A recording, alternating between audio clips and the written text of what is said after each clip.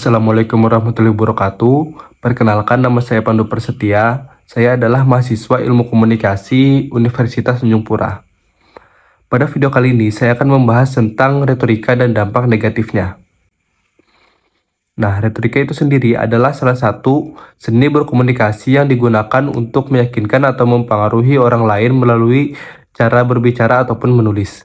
Intinya, retorika adalah bagaimana seseorang menggunakan kata-katanya secara efektif untuk membuat orang lain setuju atau tergerak dengan opini yang ia sampaikan.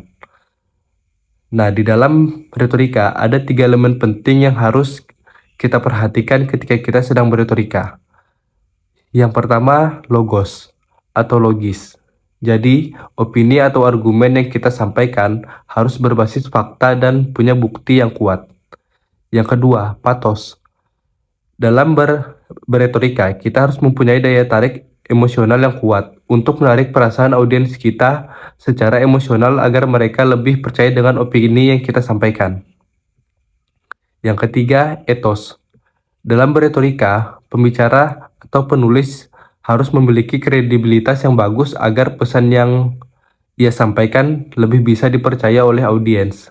Nah, selain mempunyai sisi yang positif, retorika ini juga dapat memberikan dampak negatif jika disalahgunakan, terutama dalam konteks menyebarkan informasi yang tidak akurat atau memanipulasi opini publik. Salah satu contoh kasus di Indonesia tuh kontroversi yang melibatkan Pak Mardigu. Nah, Pak Mardigu ini pengusaha dan influencer terkenal di media sosial. Pak Mardigu ini juga dikenal karena sikapnya sering memunculkan teori konspirasi yang bersifat kontroversial dan retorikanya yang provokatif di media sosial. Karena kejadian ini, opini masyarakat khususnya audiens Pak Mardigu tuh menjadi terpengaruh dan berpotensi menimbulkan kebingungan. Apalagi informasi yang disebarkan ini tidak didukung bukti yang kuat. Salah satu contoh kontroversi itu ketika Pak Mardigu mengemukakan pandangan kontroversi terkait teori ekonomi modern monetary theory atau yang disingkat MMT.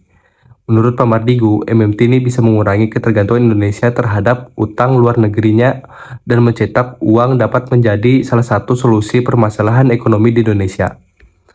Salah satu ide yang dia dorong adalah dedolarisasi, yaitu mengurangi ketergantungan pada dolar Amerika Serikat dan mengusulkan teori double currency seperti yang diterapkan di Cina dan berharap akan berhasil juga di Indonesia. Ada 113 kota di Cina dibangun dengan rata-rata 30 gedung yang tinggi, yang kalau kita hitung itu ada 25 miliar meter kubik yang dibangun.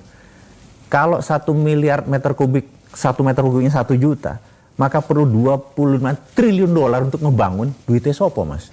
Itu kan pertanyaannya gitu kan. Apa yang dilakukan Cina sih sebenarnya? Inilah yang saya suka nge-joke untuk membuat ilustrasi bahwa kenapa nggak printing money. Jadi Cina itu renminbinya berbasis project, yuannya berbasis dolar. Ini saya mau terangin lagi. Jadi dia punya double currency selama 30 tahun, tapi sekarang udah nyatu lagi. Double currency begini, nanti Indonesia juga sama. Rupiah merah base dolar, rupiah biru hanya berlaku di Indonesia. Base-nya project. Namun, pandangannya nih mendapat kritik dari berbagai pihak, terutama karena gagasan mencetak uang secara langsung tanpa mempertimbangkan konsekuensi seperti inflasi. Beberapa ekonom menyebut bahwa pandangan Pak Mardigu nih tentang MMT adalah kesesatan berpikir, karena tidak semua negara termasuk Indonesia dapat menerapkan MMT dengan efektif. Contohnya, negara-negara seperti Venezuela dan Zimbabwe yang mengalami krisis inflasi karena mencoba mencetak uang dengan sembarangan tanpa mempertimbangkan dampak negatifnya. Nah, itu tadi tuh salah satu contoh dampak negatif dari retorika.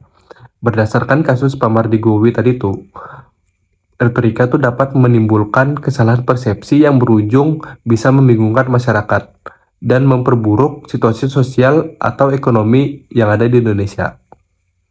Nah, sekian video penjelasan dari saya ucapkan terima kasih. Wassalamualaikum warahmatullahi wabarakatuh.